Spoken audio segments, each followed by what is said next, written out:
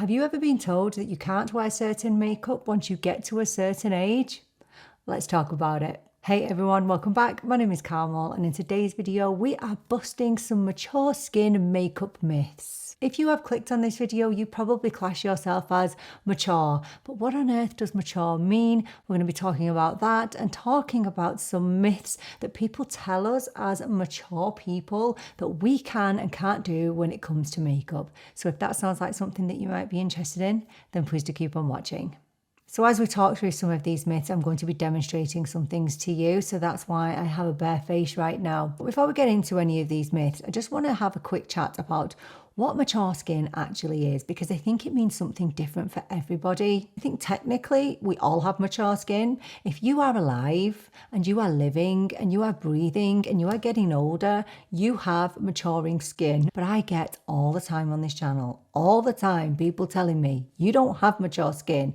I'm 42, almost 43, and I know that I don't have the maturest skin that I'm ever going to have. I know that, but mature skin for me, and why I say I have mature skin, is because if I take how my skin looks now to how it looked in my 20s and my early 30s, it's not the same. So I have lost lots of elasticity in my face, so I have quite a bit of sagging in my skin. I have way more skin conditions than I had in my 20s and 30s. So I have a lot of hyperpigmentation, and I have lost an incredible amount of volume in my face, so particularly under my eyes. So I've lost all the volume in my temples, and obviously I have fine lines and wrinkles, especially underneath my eyes. So that is what mature skin means to me. It means that my skin has changed due to predominantly aging. So as we go through these, obviously it's not a one size fits all. It never is when it comes to makeup, okay? What works for one won't necessarily work for another. Right, okay, so now I've got that off my chest, let's get into it. Okay, so the first myth that I want to talk about is this. The older you get, the more that you need to spend on makeup and skincare. No, that's not true at all. And to demonstrate that point, I am only going to use affordable and drugstore skincare and makeup on my skin today. So we're going to chat about this point while I pop my skincare on, and I'm going to go in with this, which is the e.l.f. Holy Hydration Face Cream. I will link everything down in the description box below. So I can definitely say that when I was growing up, was definitely under the impression that the older that you get, the more you need to be spending on makeup and skincare. When I reached, I would say, my mid-20s, I definitely started to move away from the drugstore and use more high-end products. Now, we're talking 20 years ago. And I think if you went back 20 years ago and you looked at the difference between luxury and high-end and drugstore makeup and skincare, there was a stark difference, and I do feel like you used to get what you paid for. But my friends, times have absolutely changed. They really have. Oh my gosh, the quality has come on so much. And of course, there are items at the drugstore that are not as good as high-end, but there are absolutely items at high-end luxury that are nowhere near as good as the drugstore. Just because you reach the age of 40, you don't need to go and buy everything Lancome or everything Chanel. If you find a product that works, it doesn't matter whether it comes from the drugstore or whether it comes from high end. The point is that it works for you. And on top of that, I'm going to go in with the Thirst Burst drops as well. And if you look back through my videos, you will see that I use drugstore and high-end luxury. I use everything because for me, if I find a product that works, it doesn't matter that it comes from high-end or the drugstore, it's that it works for me and my skin. So I'll always be open to using both. Okay, so the next myth, and it's one that I hear quite a lot, is that once women or men reach a certain age, you should only be wearing matte foundations. I don't know where that comes from. Why do we think that? It really depends on two things. Number one, and above all, your skin type. And number two, your preferences. I used to wear the most matte foundations in my 20s. We're talking Estee Lauder Double Wear. And then I realized, hey, this is not flattering you or your skin, but all I wanted was coverage. But you can get coverage from foundations that are luminous, that will not make you look like a grease ball, and will still be flattering on your mature skin. So I can understand if you have seriously oily skin that why you might want a matte foundation, but don't rule out glowier foundations just because you have oily skin. I do want to demonstrate a product that I think is absolutely wonderful for both oily and dry skin, despite how luminous and radiant it actually is. And it's one of my absolute holy grail products at the drugstore. So this is the Maybelline Superstay 24-Hour Skin Tint. I feel like this was made for mature skin because it's so incredibly hydrating, but it's not greasy at all. I have the shade 34 in this, which, by the way, it's not shade 34 in the US. I don't know what it is because we don't have the same shades over this side of the world that you do. But this is basically an olive shade because I have olive skin. So that's the shade 34. So I'm going to apply this with my BK Beauty A101 brush. Now remember, I do have a glowy base on today, so that does affect inevitably the finish of whatever complexion product you're going to pop on your face. Let's just push that into the skin. Always the best way to apply foundations is to just press it in rather than, you know, wiping it across your face like TikTokers like to do. And listen, I do that sometimes, okay? So no shade to TikTokers. And this gives such a gorgeous amount of coverage. I know people are going to be sat there now thinking, well, I have super oily skin and it's just going to slip and slide off my face. And I just wouldn't rule out a foundation like this. I think this has amazing staying power. I mean, you know, it's in the name, Superstay. It lasts unbelievably well, and I know people with oily skin who wear this and wear it very comfortably without it slipping and sliding. Again, just like somebody with dry skin has to prep their face in the correct way, if you have super oily skin, you need to also prep in the same way. So maybe using more of a mattifying primer. You don't want is a foundation that sits on top of the skin. You don't want a foundation that's going to sink into your fine lines, and this does neither. And something like this is great because it really does resist sweat and humidity, and I find it quite transfer proof. So I would just say, if you are a matte foundation lover, don't rule out hydrating foundations. They could be a lot more flattering than what you think. Okay, so now we're moving on to number 3, and the point that when you get older, you need to wear less makeup. I disagree with that. I probably wear more makeup now than I've ever worn in my life. Even though I used to wear more full coverage makeup, I definitely use way more steps in my routine than I used to.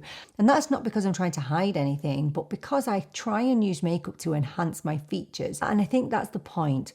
I think you can wear just as much makeup as you wore in your 20s. You can wear even more than you wore in your 20s, but you just have to be a little bit more strategic in your placement of the makeup. So in my 20s, I never used to contour, never. I'd never really heard of contour actually in my 20s. It can be really, really flattering on more mature skin. So I'm going to demo this today with this, which is the e.l.f.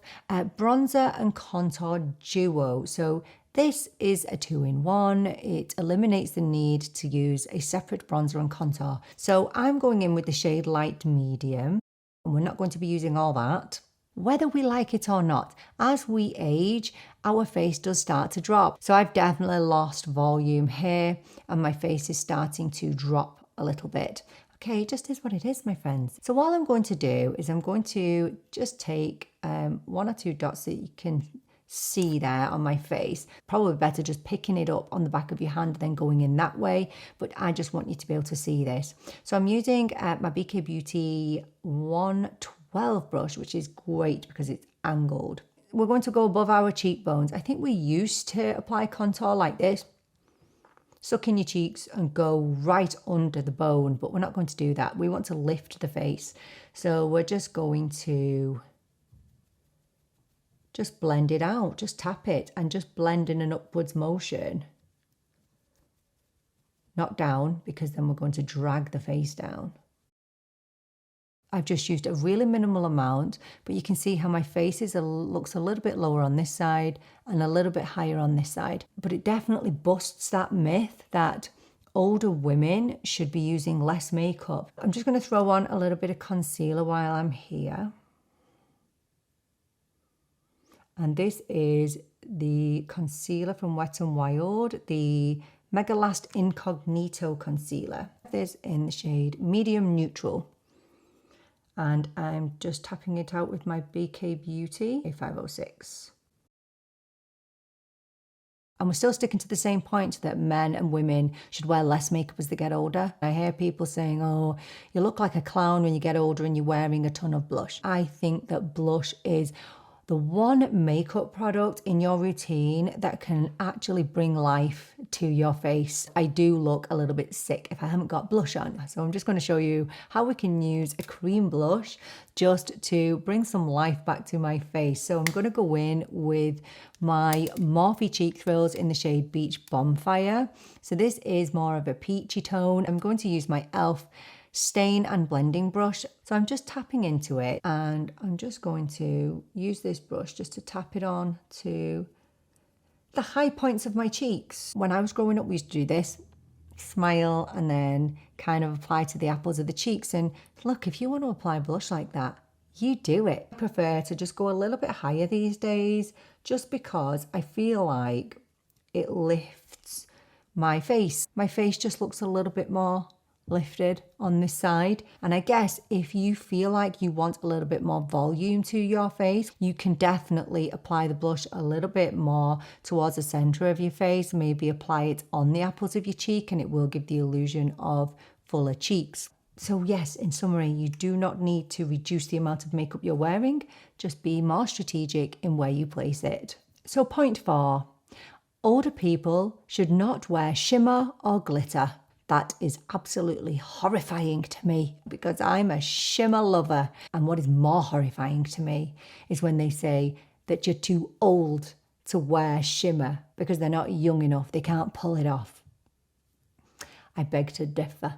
Okay, I beg to differ with that. Don't you tell me what I should be wearing on my eyelids. It kind of boils down to the fact that they think that shimmer and glitter will emphasize dry eyelid. It all boils down to the type of shimmer you are putting on your lid. And I have shimmers in my drawer that I rarely use because they don't look flattering. They could be too glittery, they could be a little bit dusty, a little bit chunky. However, there are lots of alternatives to wearing glitter. You could get a metallic colour. You could get more of a satin shade. Honestly, there are so many options out there. And one thing I will say is cream eyeshadows can be a really good friend to you because they tend to be creamy and hydrating and they don't sit into the lines on your lids. I'm going to try and demonstrate a couple to you today. This is one of my most complimented eyeshadows. This is the L'Oreal Lit Eyeshadow Stick. This is the shade Twinkly Rose and I would describe this as a metallic. And it has a lovely reflection, but it's very, very subtle when it's on the eyes. So I just rub this over my eyes. So easy to use these, oh my gosh. This is a Spectrum A40 and I'm just going to kind of go over the edges. It's not too much, it's not unflattering, it doesn't sit into my lid lines and I have dry lids. Dry as a bone. And the great thing about cream shadows like this is they give you that dimension, they give you a little bit of something. They don't look too much and they never look dry. So you can use something like this. This is one of my absolute favorite one and done shadows and this is a lovely metallic and this is from a brand called Oulac. This is kind of a peachy colour and it's a little bit more subtle. So I'm going to pop a little bit of that over the top just to give a little bit of colour, only a tiny bit. And you can bring that into the crease even and just blend up with your finger. I think this cost me about €6 on Amazon. So I'm just trying to demonstrate to you that shimmer and glitter on the eyelids, number 1, doesn't have to be over the top. And number 2, doesn't have to be dry, creasy or crepey. If you are apprehensive about shimmer, metallics or even satins, Maybe avoid really dark colours if you have hooded or deep set eyes, and maybe opt for more of a cream shadow because they definitely feel more hydrating and they can look a little bit more flattering. Let me just pop a little bit of mascara on and we'll move on to the next point. So the next point is older men and women should stay away from powder. Being honest, I don't use a ton of powder because I have very, very dry skin, but I still use it, okay? But I use it strategically. So I don't use a big powder puff to apply my powder, and I don't apply it to the whole of my face because I don't need it on the whole of my face. So I'm going to show you what I apply it with and where I apply it. So I am going to demonstrate this with my new favorite powder, which is the Wet n Wild Soft Pink Loose Powder. Look what it comes with. What is that? Look at this. Who is putting that on their face? Oh my gosh, no Wet n Wild. Nobody can use that on their face. Maybe if they're 14, and still, that's not gonna come out looking great. I would advise going for a really finely milled powder because they tend to be more blurring and more hydrating on the skin, great for more mature skin. So the first thing that I do is I always apply it with an eyeshadow brush. Like sometimes you will see me maybe dusting a bit of powder around my face with a bigger brush. Maybe something like this I might apply powder with, but you will never catch me with a powder puff ever, because that just applies way too much product. The majority of the time you'll see me with something like this, a really little eyeshadow brush. This is a very, very old Morphe one. Look at it. Can you see how old it is? Look, all the paint's come off it. But I love applying powder with this because it allows me to apply in really specific places. So all I do is I tap in with my old Morphe brush. Any eyeshadow brush would be perfect. I'm making sure that I tap off. That concealer is really good because it's a real soft matte concealer. So it's kind of minimized my under eye hollows. But if we pop it under our eyes here, so I'm just going to lightly tap in, just kind of in this area, and powder just helps to take that reflection away. Can you see there? And it's so much more flattering than when I don't have powder on, and it doesn't look dry, it doesn't look cakey. It's just taken away that reflection of that under eye hollow and therefore is more flattering. So we'll do that on both sides, just tapping in. And you know what? I'm not bringing it all the way over here because when you move your face and you smile, that's where all your lines appear. And so I try to avoid powder in the areas of my face that are constantly moving. So my under eyes looking a lot better already. Not perfect, never going to be perfect. You could actually use a brush like this, which just can fit into an under eye hollow or bag. I hate saying bag, I hate that word. And you can just press it in. And it really does brighten up the under eye, this powder. I absolutely love it. See that? So much better than it looked with no powder. So you can use this on the face as well. So again, using the same brush. So we'll go on this side again. And all I'm going to do is I'm going to powder in kind of this area in the center of the face because that's where I'm the shiniest. And this is where we come back to people who feel like they need a matte foundation because of areas like this. Now I'm popping just the tiniest amount in this area. Can you see? That doesn't look bad. It's actually blurred my pores. It's blurred that area and I still have the glow. I still have the glow from the foundation and from the blush. And I'm going to take it just here as well. And remember, I have dry skin, very dry. I'm not packing on the powder, just being very careful with my placement. So that side is just a little bit more blurred, a little bit more airbrushed than this side. Powder does not have to be your enemy. It can be great at controlling shine, but by strategically placing it, you still maintain that luminosity and that glow that you already have. So not cakey, not dry, just blurred and looks a lot more natural. So we're going to move on to lips. And it moves us on to my final myth. The final myth is that women of a certain age or men of a certain age should stay away from bold lips.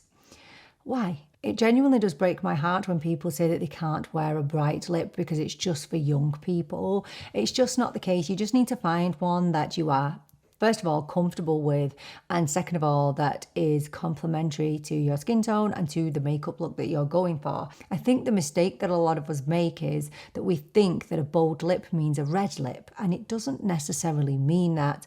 And I also think that a lot of people think that a bold lip means a matte lip, and it doesn't have to be either of those things. So I'm actually going to demonstrate this with a balm, and this is one of the new Maybelline Lifted Glaze balms. These are absolutely gorgeous. First of all, they're very hydrating. Yes, they are balmy and they are glossy, but they're not sticky, so they're super, super comfortable. And the shade that I'm going to be using today is the shade Peach Quench. So it's a little bit brighter than what a nude lipstick would be, but it's maybe not as scary as what a red lip would be. Choosing a more balmy and hydrated lip can definitely make the lip lines look less visible. And if thinning lips is a concern, then glossier products definitely give the illusion of fuller lips. So that is the shade Peach Quench, and honestly, it's not as scary as what you might think it is. I think glossy lipsticks can also have their problems and glossy balms, but don't be afraid to apply a balm like this with a lip liner and you can still have that bold look. I actually really like to pair this balm with a Maybelline Lifter liner. This is in the shade On It, and it's always better to apply a lip liner before your lip balm or lipstick. But this can kind of tone down a bold lip if you don't feel comfortable. Inevitably, as we age, we do lose volume in our lips also, as well as the rest of our face. So using a lip liner can help with volume, help stop any feathering or bleeding. So please do not let anybody tell you that you can't wear a bold lip. I really hope that after watching this video, you don't feel as worried as you did before. Honestly, makeup is something that should be there to make us feel good, to make us feel confident. And where there are some definite theories to makeup, I feel like as long as you are comfortable, you do not need to be listening to somebody else telling you what you should and shouldn't do with your makeup, how you apply it or what you apply. Just do whatever you're comfortable with. So do let me know, are there any other makeup myths that you would like me to bust in a future video? Tell me everything down in the comments and we'll definitely address them in the future. Thank you so much for joining me for this video. I so appreciate you being here with me. I'm really looking forward to seeing you in the next video. But until then, take care and bye for now.